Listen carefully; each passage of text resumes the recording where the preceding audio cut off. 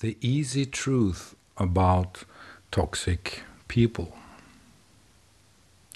The easy truth about toxic people is, of course, that they want or need to control the narrative. I mean, that's what it's all about, to control the narrative. And so that means that basically half of the world is toxic in a way, because so much of our human behavior, so much of our human practice is about controlling the narrative. It's about believing in the narrative that we have, and at the expense of another narrative.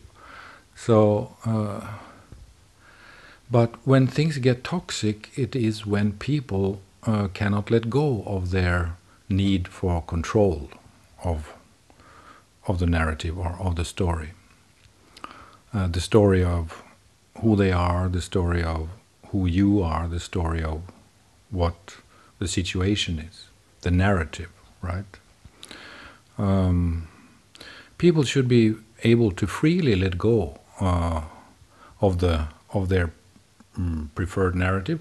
People should be able to freely let go of their need or want of control of the narrative. But that's not always so easy. And people who cannot do that easily because they have an inner need, because of course, some deeper psychological problems, or because of trauma, or because of the fact that they really need it in order to confirm their self-image. They need that in order to confirm their identity. They need that in order to confirm the narrative that they have about themselves and of the world and of you and of everything else. So the easy truth is only that. It's the need and the want to control the narrative. And when that narrative includes you as a person, or your life, your reality, then it becomes toxic, unless they are willing to be flexible and tolerant and fluid in their relationship to the narrative. There's no need for any of these narratives, but they are produced organically, naturally, by the brain, by how the human program works, by the mind.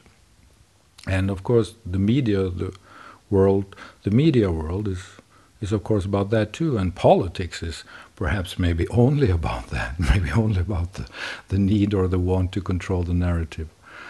But so it's a big problem, and when it plays out in interpersonal relations, in relationships between you and other people, and between me and other people, between us as persons, as individuals, as human beings, it can be quite painful when we encounter people who absolutely want to control the narrative, who feels that they need to control the narrative. They know that they are right, They judge you because they know that the narrative that they have about you is right.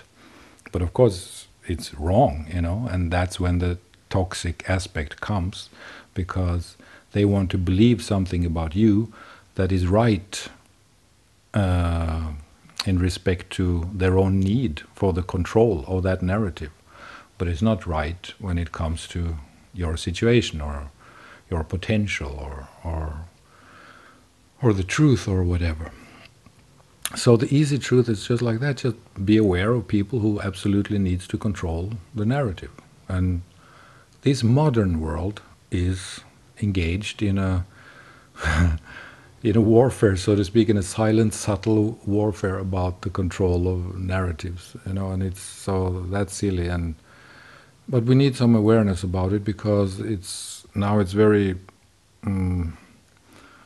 very contemporary to talk about narcissism and sociopaths, and especially narcissism, because it's so obvious, and we all get hurt from being and living with narcissists. It can create deep traumas in each and every one of us, and but narcissists can be on the whole full spectrum. It can be from 10% or 2% or 10% up to 90% or 95% in the worst cases, but it all comes down to this: the need for control of the narrative, and the inability to let go of the control of the narrative, and to let go of the need for the control of the narrative. I mean, to be open-minded, fluid, flexible, capable of accepting your truth, capable of accepting other people's version, capable of accepting other people's stories, narratives, versions of themselves or of the world or of the situation that you discuss or the situation that you're in, of the relationship, of the dynamics in the relationship, or whatever it is. It can be scientific, philosophical, political. Of course, it's really often political. I mean, this world is in a standstill, so to speak, because of the political battle between narratives, and that's all about the need for controlling the narrative.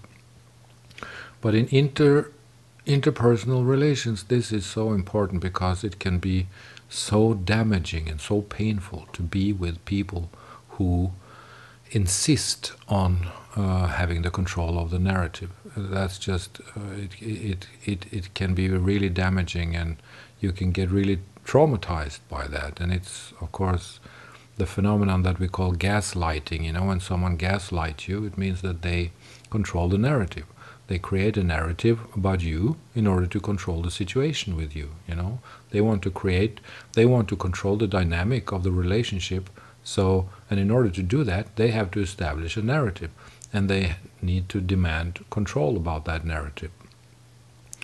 And that's what narcissism is, and that's what gaslighting is, and it is the thing that damages people who just want to be and interact with other people, but unfortunately they end up with other people who are narcissistic in a way, who are toxic, and who need this control mechanism in order to stay in the relationship. They need to be superior, or they need to be in control of the narrative, because if they're not in control of the narrative, then their whole world falls apart, their self-image. And they cannot accept that, because that self-image is usually a false self that they have created because of trauma.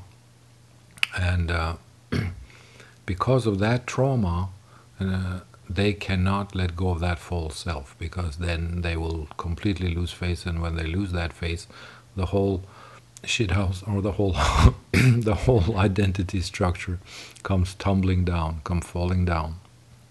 And so this, of course, goes for interpersonal relationships, for relationships between people in private settings. But of course, this problem of being toxic in the way that we need to control the narrative plays out in many other arenas than only in interpersonal relationships. It's the media is full of it, politics is full of it, spirituality is full of it. Interpersonal relations are also full of it, and we're all prone to fall into toxicity from time to time. We can all be toxic, but the problem is that when people cannot realize that they are toxic, when they cannot see their own toxicity, when they cannot see their inner need for the control of the narrative, and that's when the problem starts. Because when the toxic person cannot understand that they are toxic, that's when the narcissistic injury starts to appear, because these people simply are not able to see themselves, and they're not willing to see themselves because that would be too painful for them. So they prefer to control the narrative, because it's much easier to be in control of the narrative than having to see the reasons why they need to control the narrative. But anyway, this was the easy truth of toxic people, which has to do with the need and the want to control the narrative.